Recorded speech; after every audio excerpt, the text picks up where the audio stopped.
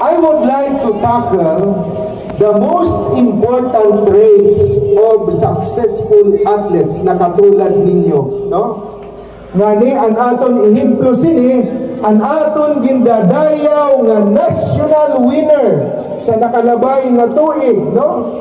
Ang aton ipinagmamalaki si Timothy Luz Sanlauang, di ba? Asya ito iya na iton napatunayan aton nga tanan. Di ba inihing Timothy na? Is Timothy around? Siya mismo ang aton national player nga daranasin ginadapoy nga dungog ang bugos nga probinsya sa Northern Samar. Diba?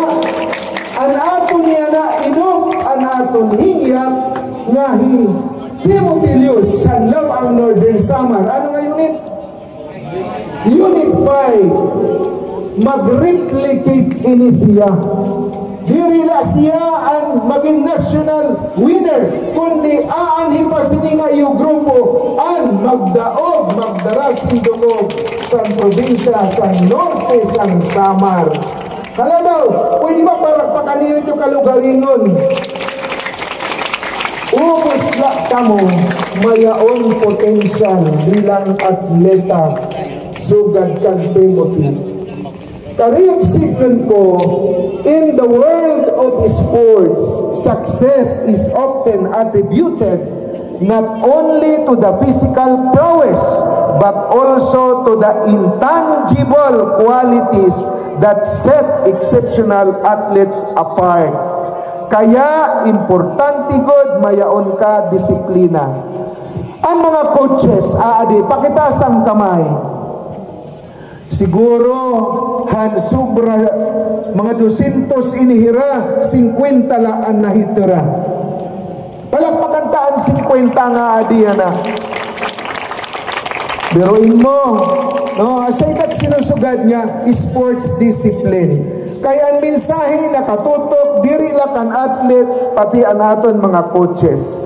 As a coach, understanding and dissecting the traits of successful athletes can provide valuable insights for cultivating a winning mentality in your own team. In this undertaking, karayag ko yan na may baroan niyo, ano ini nga mga characteristics nimo, ikaw nga athlete, ikaw nga coach, that will define you into the so-called competitive edge and explore how you can contribute to the athletic triumph. Number one, pamati, mga atleta, dapat disiplinado. Pwede ba tumukdaw ka mga tanan? That's right. Disiplina. Una, work ethic. No, work ethic. Great athletes are distinguished by their unwavering commitment to hard work. Kahit nahihirapan ka na, dahil ikaw ay magiting na atleta, handa kang magsakripisyo sa iyo concentration training. Yan na, iyon na ito na patunayan. You are all winners. Amon ka mo igindadapo, igindadasig bilang mga atleta sa Northern Samar. Kaya dapat aada sa kasing-kasing, sa hunahuna at sa gawa, unwavering commitment to hard work, from grueling the training sessions to your meticulous attention to detail. Your relentless work ethic is the cornerstone of a sustained success. Asya it atleta. No, diri pwede ang may drama, naghinibihibi, naghiningit-hingit. Kung inuuhaw, uminom. Kung binugutom, kumaon. Kung dapat magpahuway-pahuway. Kung dapat diri magtiraw, diri magtiraw. Work ethics. Kung dapat pumilasing maupay, pumilasing maupay. Habang nagpo-program, diri naglilakaw-lakaw. No, ito work ethic. Hanaton opening, nakita ko kamo. Nawara ang work ethic. Dito'y kauran, nagdaglagan ka mo, naubos ka mo sa field na kanyang aking mga bisita. Salit sa susunod, no, akong pakiusap, ha? Hindi pwede ganon, no, na waray kita work ethic. Dapat ang work ethic pagtitibay natin. Number 2, mental toughness. The ability to overcome adversity and maintain focus under pressure is a hallmark of a successful athlete. Biruin mo, kahit kinakabahan ka na, padayon, no? Sige ka pa rin ng sige. Cultivate mental toughness in your team by incorporating challenging scenarios in your training, particularly your forthcoming concentration training, and the importance of resilience. Resilience. Ang pagkamailubon, kay mao iton ang magiging portahan para kamo mag-uwi sin mga medalya na di sa aton probinsya. Kaya ba natin? Akay mahinay, so gadinoray papagpamahaw. Kaya ba natin? Kasi tidak makaruruyag. Number 3, continuous learning and adaptability. Successful athletes are perpetual students of their sport. No? You have to embrace that mindset, no? Na kundiin, you foster a culture of continuous learning and adaptability to stay ahead in an ever-evolving sporting landscape. Paiba-iba panahon, sugadan yan na, nagbagyo, no? Kinahanglan maupay na mag-impress ng mental model, mental mindset.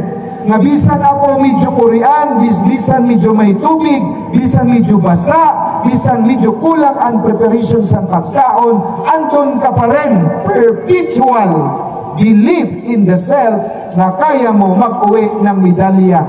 Kaya ba natin? Pang-apat, exceptional discipline. No? Discipline extends beyond the training ground. From, ito sa pagkain pa lang, dapat may nutrition discipline. Boxing, for example, may timbang. Wushu, may timbang. Diba? Ang preparation ngayon, hindi sa isang linggo na lang bago ka sumabak. Kasi marami ang nagdikyo sa inyo kasi busog na busog kayo. So, ibig sabihin, wala ang exceptional discipline in terms of nutrition. Alright? The other one is sleeping patterns. Hindi ka mo dapat nagpipiniraw. Kung sinabi ni Coach, sleep at 8 o'clock in the evening, you need to sleep. Don't hang on your cell phones. Kasi yan ang makakasira sa momentum ng isang magaling na atleta. Nabati niyo kanina kan mayor kay usahiya nga sports enthusiast. Sabi niya, mas lupig pa ang maupay nga atleta, magaling kang atleta, pero kung waray ka disiplina, daog ka sa moderate la ang skill, basta mayaon tama nga disiplina. Nakukuha niyo ang mensahe natong mayor. Natuod ba kang usahiya? Of course you should, kasi tikang na siya dito si Ton. Kaya kung akala mo pinakamagaling ka na, kung hindi ka nagdidisiplina sa sarili, matatalo ka at matatalo, magkakaroon ka ng frustration later. So that you need to instill the habits of discipline in your team para magkayaon ka mo sinusulat na optimum performance both on and off in the field. Kaya pag uwi sa balay, pahuway la dito'y practice, practice, practice. Because the law of learning says you need to have ample time to prepare. The law of preparation, the law of exercise or practice should be sustained para magkayaon sin impact sa imo kinabuhi. Law of effect, para adto ka na sa ibraa, mauli ka malipayon, di ka man magdarasan medalya, for as long as you have given your best, you have given your all, waray problema, happy ka pa rin na maulit nga di sa Northern Summer. Can you give yourselves a big round of applause? Sigad lang pisisito niya na, kung kamo, you're the lucky ones, kasi kamo ang mga persevering, no? Then goal-oriented mindset. Setting and pursuing clear, measurable goals is a common trait among top athletes.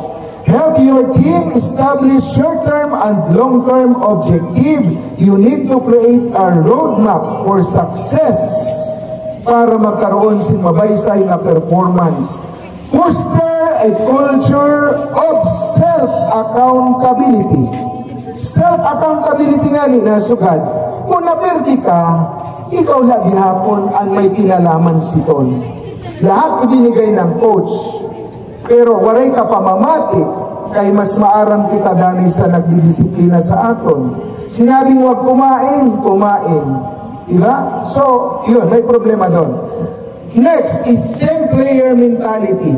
Even in individual sports, success often involves collaboration with coaches, support staff, and training partners. Emphasize the importance of team player mentality where you can recognize your role in the collective pursuit of victory. Passion and love for the game.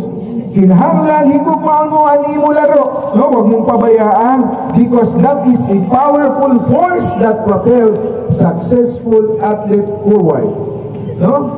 And then high emotional intelligence. Understanding and managing your own emotions is a skill that distinguishes an elite athlete. Help your team develop emotional intelligence, enabling you to navigate the highs and lows of competition with grace and resilience. This is the most important thing, athlete. Ha?